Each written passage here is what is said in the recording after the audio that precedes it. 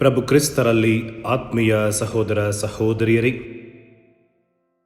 ಇಂದು ನಾವು ದೇವಮಾತೆಯ ಸ್ವರ್ಗ ಸ್ವೀಕಾರದ ಹಬ್ಬವನ್ನು ಆಚರಿಸುತ್ತಿದ್ದೇವೆ ಹಾಗೂ ಸ್ವಾತಂತ್ರ್ಯ ದಿನಾಚರಣೆಯನ್ನು ಕೂಡ ಆಚರಿಸುತ್ತಿದ್ದೇವೆ. ಪ್ರಿಯರೇ, ನಿಮಗೆಲ್ಲರಿಗೂ ದೇವಮಾತೆಯ ಸ್ವರ್ಗ ಸ್ವೀಕಾರದ ಹಬ್ಬದ ಹಾಗೂ ಸ್ವಾತಂತ್ರ್ಯ ದಿನಾಚರಣೆಯ ಶುಭಾಶಯಗಳನ್ನು ಕೋರುತ್ತೇನೆ. ನಾವಿಂದು ಎರಡು ಭಿನ್ನ ಸ್ವಾತಂತ್ರ್ಯದ ಹಬ್ಬಗಳನ್ನು ಆಚರಿಸುತ್ತಿದ್ದೇವೆ. ರಾಷ್ಟ್ರ ಸ್ವಾತಂತ್ರ್ಯ ದಿನಾಚರಣೆ ಮತ್ತು ಮಾತೆ ಮೇರಿಯ ಸ್ವರ್ಗ ಸ್ವೀಕೃತ ಹಬ್ಬ. ಮೊದಲನೆಯದು ರಾಜಕೀಯ ಹಾಗೂ ಸಾಮಾಜಿಕ ಸ್ವಾತಂತ್ರ್ಯವಾದರೆ, ಎರಡನೆಯದು ಆತ್ಮ ಶರೀರದೊಂದಿಗೆ ಸ್ವರ್ಗಕ್ಕೇರಿ ಸಂಪೂರ್ಣ ಸ್ವಾತಂತ್ರ್ಯವನ್ನು ಅನುಭವಿಸಿದ ಸಂತೋಷದ ದಿನಾಚರಣೆ. ಪ್ರಿಯರೇ, ಮಾತೆ ಮರಿಯಮ್ಮನವರ ಈ ಸ್ವರ್ಗ ಸ್ವೀಕೃತ ಹಬ್ಬ ನಮಗೆ ನೀಡುವ ಸಂದೇಶವೇನೆಂದರೆ, ನಾವೆಲ್ಲರೂ ಸ್ವರ್ಗದ ನಿವಾಸಿಗಳು. ನಾವೆಲ್ಲರೂ ಸ್ವರ್ಗದ ಆ ಮನೆಗೆ ಹಿಂದಿರುಗಲೇಬೇಕು.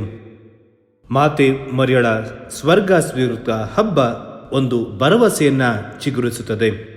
ನಮ್ಮ ಮನಸ್ಸನ್ನ, ಚಿತ್ತವನ್ನ, ಶಕ್ತಿಯನ್ನ ಸ್ವರ್ಗದೆಡೆಗೆ ಇಟ್ಟು ಬದುಕಲು ನಮಗೆ ಪ್ರೇರಣೆಯನ್ನ ನೀಡುತ್ತದೆ ಮತ್ತು ಯೇಸುವಿನ ಪುನರುತ್ಥಾನದಲ್ಲಿ ನಾವೆಲ್ಲರೂ ಐಕ್ಯರಾಗಲಿದ್ದೇವೆ ಎಂಬ ಸಂದೇಶವನ್ನ ಈ ಹಬ್ಬ ನಮಗೆ ನೀಡುತ್ತೆ. ಪ್ರಿಯರೇ, ಹಾಗಾಗಿ ಮಾತೆ ಮರಿಯಮ್ಮನವರ ವಿಶ್ವಾಸದ ಬದುಕು, ಆಕೆಯ ಸಮರ್ಪಣಾ ಬದುಕು, ಆಕೆಯ ಪರಿಶುದ್ಧ ಬದುಕು ನಮ್ಮ ಬದುಕಾಗಲಿ ಎಂದು ಪ್ರಾರ್ಥಿಸುತ್ತಾ, ಇಂದು ವಿಶೇಷವಾಗಿ ನಮ್ಮ ರಾಷ್ಟ್ರಕ್ಕಾಗಿಯೂ ನಾವು ಪ್ರಾರ್ಥಿಸೋಣ.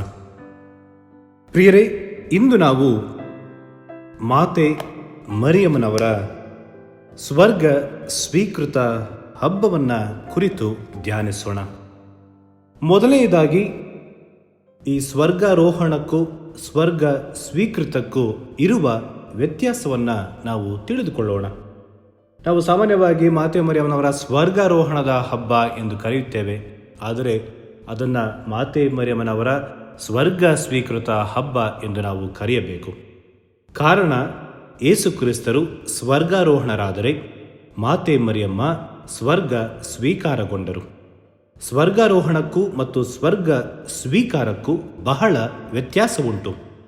ಸ್ವರ್ಗಾರೋಹಣವೆಂದರೆ ಯಾರ ನೆರವಿಲ್ಲದೆ ಮೋಕ್ಷಕ್ಕೆ ಹೋಗುವುದು. ಸ್ವರ್ಗ ಸ್ವೀಕಾರವೆಂದರೆ ದೇವರ ಸಹಾಯದಿಂದ ಮೋಕ್ಷ ಸೇರುವುದು ಎಂದು ಅರ್ಥ.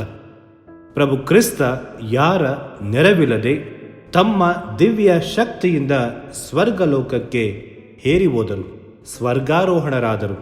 ಹಾಗಾಗಿ ನಾವು ಆಂಗ್ಲ ಭಾಷೆಯಲ್ಲಿ ಅಸೆನ್ಷನ್ ಎಂದು ಕರೆಯುತ್ತೇವೆ.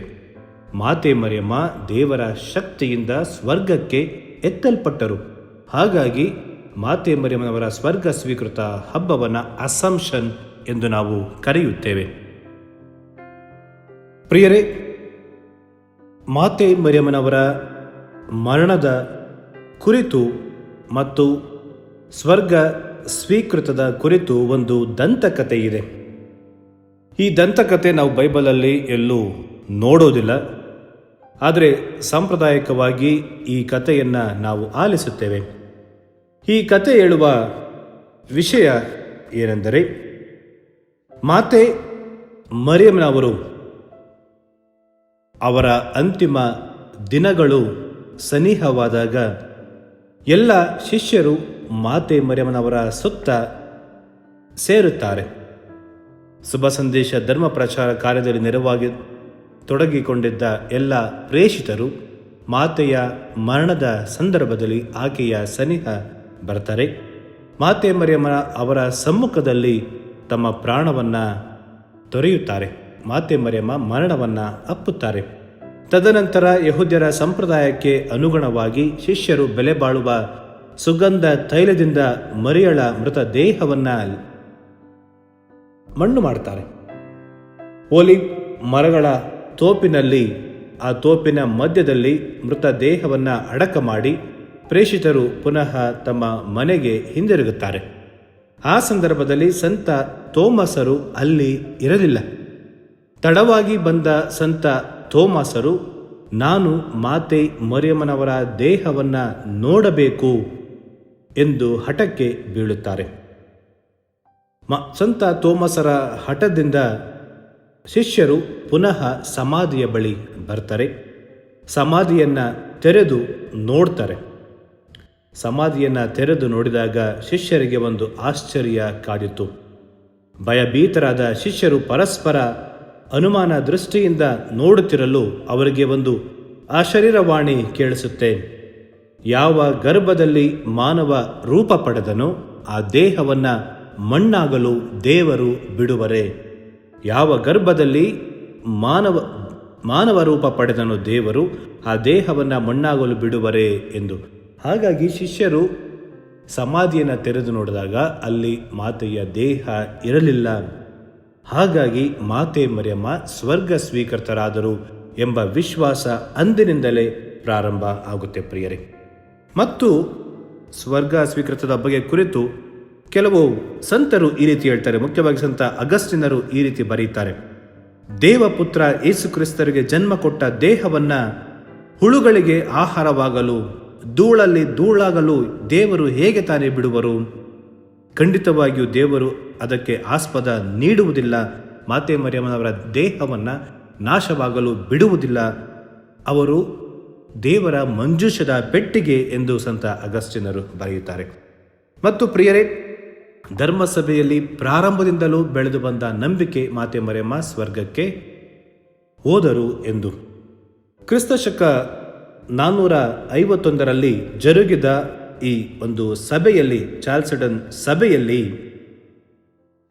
ಮಾತೆ ಮರಿಯಮ್ಮನವರ ಅವಶೇಷಗಳನ್ನು ಕಾನ್ಸ್ಟಂಟಿನೋಪಲ್ಗೆ ವರ್ಗಾಯಿಸಬೇಕೆಂದು ಜೆರುಸಲೇಮ್ ನಗರದ ಧರ್ಮಾಧ್ಯಕ್ಷರಿಗೆ ಆದೇಶ ಬರುತ್ತೆ.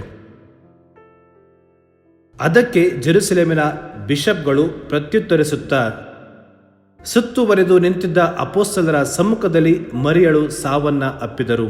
ಸ್ವತಃ ಪ್ರೇಷಿತರು ಆಕೆಯ ಪಾರ್ಥಿವ ಶರೀರವನ್ನು ಅಡಕ ಮಾಡಿದರು. ಆದರೆ ಕೆಲ ಕಾಲ ನಂತರ ಸಮಾಧಿಯನ್ನು ತೆರೆದು ನೋಡಿದಾಗ ಅದು ಬರಿದಾಗಿತ್ತು.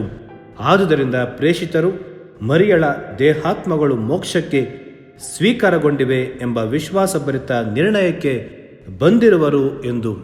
ಅಂದರೆ ಈ ಸಭೆ ಕೂಡ ನಮಗೆ ಹೇಳುವುದು ಏನೆಂದರೆ ಮಾತೆ ಮರಿಯಮ್ಮನವರ ಸಮಾಧಿ ಬರಿದಾಗಿತ್ತು, ಆಕೆ ಸ್ವರ್ಗ ಸ್ವೀಕೃತಳಾದಳು ಎಂದು. ಮತ್ತು ಪ್ರಿಯರೇ, ಧರ್ಮಸಭೆ ನಮಗೆ ಇಂದು ಅಧಿಕೃತವಾಗಿ ಮಾತೆ ಮರಿಯಮ್ಮನವರ ಮರಣದ ಕುರಿತು, ಮಾತೆ ಮರಿಯಮ್ಮನವರ ಸ್ವರ್ಗ ಸ್ವೀಕೃತದ ಕುರಿತು ನಮಗೆ ಹೇಳುವ ಅಂಶವಾದರೂ ಏನು? ಪ್ರಿಯರೇ, catechism of the Catholic Church 966 ನಮಗೆ ತಿಳಿಸುವುದೇನೆಂದರೆ, assumption is the feast of Mary's total liberation from death and decay, the consequences of original sin ಎಂದು ಹೇಳುತ್ತೆ. ಸ್ವರ್ಗ ಸ್ವೀಕೃತ ಹಬ್ಬ ಮಾತೆ ಮರಿಯಮ್ಮನವರ ಸಂಪೂರ್ಣ ಬಿಡುಗಡೆ, ಸಾವಿನಿಂದ, ದೇಹ ನಾಶದಿಂದ ಸಂಪೂರ್ಣವಾದ ಬಿಡುಗಡೆ. ಜನ್ಮ ಪಾಪದಿಂದ ನಾವೆಲ್ಲರೂ ಸಾಯ್ತೇವೆ ಮತ್ತು ಸಾವಿನಿಂದ ನಮ್ಮ ದೇಹ ನಾಶವಾಗುತ್ತೆ. ಆದರೆ ಮಾತೆ ಮರಿಯಮ್ಮ ಜನ್ಮ ಪಾಪವಿಲ್ಲದೆ ಜನಿಸಿದವರು ಎಂಬ ಅಂಶವನ್ನು ಕಥೋಲಿಕ ಧರ್ಮಸಭೆ ನಮಗೆ ಇಂದು ನೆನಪಿಸುತ್ತೆ. ಮತ್ತು 1950 ನವೆಂಬರ್ 1 ಆಗಿನ ಜಗದ್ಗುರುಳಾಗಿದ್ದ ಪಯಸ್ ದ 12ನೇ ಭಕ್ತಿನಾಥರು ಅಸಂಪ್ಷನ್, ಮಾತೆ ಮರಿಯಮ್ಮನವರ ಸ್ವರ್ಗ ಸ್ವೀಕೃತದ ಕುರಿತು ಒಂದು ಅಧಿಕೃತ ಘೋಷಣೆಯನ್ನು ಮಾಡ್ತಾರೆ.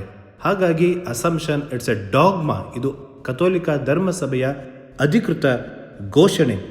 ಈ ಘೋಷಣೆಯ ಪ್ರಕಾರ ಮಾತೆ ಮರಿಯಮ್ಮ ತಮ್ಮ ಮರಣದ ನಂತರ ದೇವರು ಆಕೆಯನ್ನು ಸ್ವರ್ಗಕ್ಕೆ ಕರೆದೊಯ್ದರು ಎಂಬ ಅಧಿಕೃತವಾಗಿ ಸತ್ಯವನ್ನು ಅವರು ಘೋಷಿಸುತ್ತಾರೆ. ಮತ್ತು ಶತಮಾನಗಳಿಂದ ಬೆಳೆದು ಬಂದ ವಿಶ್ವಾಸ ಇದು. ಆದಿ ಧರ್ಮಸಭೆ ಇದರಲ್ಲಿ ವಿಶ್ವಾಸವನ್ನು ಹೊಂದಿದರು. ಕ್ರಿಸ್ತ ಶಕ 325 ನೈಸಿಯ ಪರಿಷತ್ ಇದರ ಕುರಿತು ಮಾತಾಡ್ತಾರೆ. ಮತ್ತು 457 ಜೆರುಸಲೇಮಿನ ಎಲ್ಲ ಜಗದ್ಗುರುಗಳು ಮಾತೆ ಮರಿಯಮ್ಮನವರ ಸ್ವರ್ಗ ಸ್ವೀಕೃತದ ಕುರಿತು ಮಾತಾಡ್ತಾರೆ. ಈ 2 ಸಭೆಗಳ 12ನೇ ಭಕ್ತಿನಾಥರು ನೀಡುವ 4 ಮುಖ್ಯ ಕಾರಣಗಳು ಈ ರೀತಿ ಇದೆ ಪ್ರಿಯರೇ. ಏತಕ್ಕೆ ಮಾತೆ ಮರಿಯಮ್ಮ ಸ್ವರ್ಗ ಸ್ವೀಕೃತರಾದರು ಎಂಬುದಕ್ಕೆ ಅವರು ನೀಡುವ 4 ಪ್ರಮುಖ ಕಾರಣಗಳು. ಮೊದಲನೇದಾಗಿ, ಜನ್ಮ ಪಾಪದ ಪ್ರಯುಕ್ತ ನಮ್ಮ ದೇಹ ಮರಣದಿಂದ ನಾಶವಾಗುತ್ತೆ. ಆದರೆ ಮಾತೆ ಮರಿಯಮ್ಮ ಜನ್ಮ ಪಾಪವಿಲ್ಲದೆ ಜನಿಸಿದವರು ಮತ್ತು ಪಾಪವಿಲ್ಲದೆ ಆಕೆ ಜೀವಿಸಿದಳು ಎಂದು. ಎರಡನೇದಾಗಿ ಅವರು ನೀಡುವ ಕಾರಣ, Mary was given the fullness of grace. Gabriel ದೇವದೂತ ಆಕೆಯನ್ನು ಸಂಬೋಧಿಸಿದು, ನಮೋ ಮರಿಯ ಪ್ರಸಾದ ಪೂರ್ಣೆಯೇ ಎಂದು. ಆಕೆ ನಿಷ್ಕಳಂಕಳು, ಪರಿಶುದ್ಧಳು. ಹಾಗಾಗಿ ಪರಿಶುದ್ಧರಾಗಿ ಇರಬೇಕಾದವರು ಇರುವ ಸ್ಥಳವೆಂದರೆ ಅದು ಸ್ವರ್ಗ. Heaven is the proper place for the sinless mother of Jesus ಎಂದು ಅವರು ನುಡಿಯುತ್ತಾರೆ. ಮತ್ತು ಮೂರನೇದಾಗಿ ಅವರು ನೀಡುವ ಕಾರಣವೇನೆಂದರೆ, ಮೇರಿ ವಾಸ್ ಅವರ್ ಕೋ ರೆಡೀಮರ್. ಮಾತೆ ಮರಿಯಮ್ಮ ಸಹ ವಿಮೋಚಕಿ. ಕ್ರಿಸ್ತ ನಮ್ಮ ವಿಮೋಚಕರಾದರೆ ಮಾತೆ ಮರಿಯಮ್ಮ ಸಹ ವಿಮೋಚಕಿ. ಹಾಗಾಗಿ ಆಕೆ ಇರಬೇಕಾದ ಸ್ಥಳ, ಆಕೆಯ ಪುತ್ರ ಇರುವ ಸ್ಥಳ ಸ್ವರ್ಗ ಎಂದು ತಿಳಿಸ್ತಾರೆ. ಮತ್ತು 4ನೇದಾಗಿ ಅವರು ನೀಡುವ ಕಾರಣ ಈ ರೀತಿ ಇದೆ. ನಾವು ಬೈಬಲ್ನಲ್ಲಿ ನೋಡ್ತೇವೆ ಹೇಗೆ ಹಳೆಯ ಒಡಂಬಡಿಕೆಯಲ್ಲಿ ಎಲಿಯ ಪ್ರವಾದಿ, 2ನೇ ಅರಸರುಗಳ ಗ್ರಂಥ ಅಧ್ಯಾಯ 2ರಲ್ಲಿ ನಾವು ನೋಡ್ತೇವೆ, ಎಲಿಯನು ಸುಂಟರ ಗಾಳಿಯಲ್ಲಿ ಪರಲೋಕಕ್ಕೆ ಹೋಗ್ತಾನೆ. ಮತ್ತು ಆದಿಕಾಂಡ ಅಧ್ಯಾಯ 5 ವಾಕ್ಯ 24ರಲ್ಲಿ ಹನೋಕ ದೇವರೊಂದಿಗೆ ಅನ್ಯೋನ್ಯವಾಗಿ ನಡೆದು ಹೋಗುತ್ತಾ ಇದ್ದಾಗ ದೇವರು ಅವನನ್ನು ಕರೆದುಕೊಂಡ ಕಾರಣ ಆತ ಕಣ್ಮರೆಯಾದ. ಹನೋಕ ಮತ್ತು ಎಲಿಯ ಪ್ರವಾದಿಯೇ ಸ್ವರ್ಗಕ್ಕೆ ಹೋಗಿರಬೇಕಾದರೆ ಖಂಡಿತವಾಗಿಯೂ ಮಾತೆ ಮರಿಯಮ್ಮ ಕೂಡ ಸ್ವರ್ಗಕ್ಕೆ ಹೋದರು. ದೇವರು ಆಕೆಯನ್ನು ಸ್ವರ್ಗಕ್ಕೆ ಎತ್ತಿಕೊಂಡರು ಎಂಬ ಅಂಶವನ್ನು ಇವರು ತಿಳಿಸ್ತಾರೆ. ಪ್ರಿಯರೇ, ಈ ಹಬ್ಬ ನಮಗೆ ನೀಡುವ ಸಂದೇಶವೇನೆಂದರೆ, ಈ ಹಬ್ಬ ನಮಗೆ ಒಂದು ಭರವಸೆಯನ್ನು ನೀಡುತ್ತಾ ಇದೆ. ನಾವು ಕೂಡ ಸ್ವರ್ಗಕ್ಕೆ ಬಾಧ್ಯಸ್ಥರು. ಕ್ರಿಸ್ತನ ಪುನರುತ್ಥಾನದಲ್ಲಿ ನಾವು ಭಾಗಿಗಳಾಗುತ್ತೇವೆ. ಮಾತೆ ಮರಿಯಳಂತೆ ಒಂದು ದಿನ ನಾವು ಕೂಡ ಸ್ವರ್ಗದ ನಿವಾಸಕ್ಕೆ ಪ್ರವೇಶವನ್ನು ಪಡೆದುಕೊಳ್ಳುತ್ತೇವೆ. ಯಾವಾಗ ನಾವು ಪಾಪ ಮುಕ್ತರಾಗಿ ಜೀವನವನ್ನು ಮಾಡಿದಾಗ, ನಾವು ಪರಿಶುದ್ಧರಾಗಿ ಜೀವನವನ್ನು ಮಾಡಿದಾಗ. ಮಾತೆ ಮರಿಯಮ್ಮನವರಿಗೆ ದೇವರು ನೀಡಿದ ಶ್ರೇಷ್ಠ ಕೊಡುಗೆ ಇದು. ಆಕೆಯ ಸಮರ್ಪಣಾ ಬದುಕಿಗೆ, ಆಕೆಯ ಪರಿಶುದ್ಧತೆಗೆ ದೇವರು ಆಕೆಗೆ ನೀಡಿದ ಪ್ರತಿಫಲ ಸ್ವರ್ಗ ಸ್ವೀಕೃತ ಹಬ್ಬ. ಮತ್ತು ಈ ಹಬ್ಬ ನಮಗೆ ನೀಡುವ ಮತ್ತೊಂದು ಅಂಶವೇನೆಂದರೆ ನಮ್ಮ ಸಂಪೂರ್ಣ ಬಿಡುಗಡೆ. ಪಾಪಕ್ಕೆ ದಾಸರಾಗಿದ್ದ ನಮ್ಮನ್ನು ಪ್ರಭು ಕ್ರಿಸ್ತರು ಪಾಪದಿಂದ ಬಿಡುಗಡೆಗೊಳಿಸಿದ್ದಾರೆ. ಮಾತೆ ಮರಿಯಮ್ಮ ಪಾಪದಿಂದ ಬಿಡುಗಡೆ ಹೊಂದಿದವರು, ಪಾಪದ ದಾಸರಾಗಲಿಲ್ಲ ಅವರು. ಹಾಗಾಗಿ ನಾವು ಕೂಡ ಮಾತೆ ಮರಿಯಳಂತೆ ಪಾಪದಿಂದ ವಿಮೋಚಕರಾಗಬೇಕು. ಆ ಪಾಪದಿಂದ ನಾವು ಹೊರಬರಬೇಕು. ಪಾಪಕ್ಕೆ ದಾಸರಾಗದೆ ನಾವು ಮಾತೆಯಂತೆ ಬದುಕಬೇಕು ಎಂದು. ಹಾಗಾಗಿ ಇಂದು ನಾವು ಭಕ್ತಿಯಿಂದ ಪ್ರಾರ್ಥಿಸೋಣ. ಮಾತೆ ಮರಿಯಳ ವಿಧೇಯತೆ, ವಿಶ್ವಾಸ, ಪರಿಶುದ್ಧ ಬದುಕು ನಮ್ಮದಾಗಲಿ ಎಂದು ಭಕ್ತಿಯಿಂದ ಪ್ರಾರ್ಥಿಸೋಣ. ಆಮೆನ್. ಪ್ರಿಯರೇ, ಈ ಚಾನೆಲ್ ಅನ್ನು ಸಬ್ಸ್ಕ್ರೈಬ್ ಮಾಡಿ ಪ್ರತಿದಿನ ದೇವರ ವಾಕ್ಯವನ್ನು ಆಲಿಸುತ್ತಾ ಅದನ್ನು ಇತರರೊಂದಿಗೆ ಹಂಚಿಕೊಳ್ಳಲು ನಮಗೆ ನೆರವಾಗಿರಿ. ಧನ್ಯವಾದಗಳು.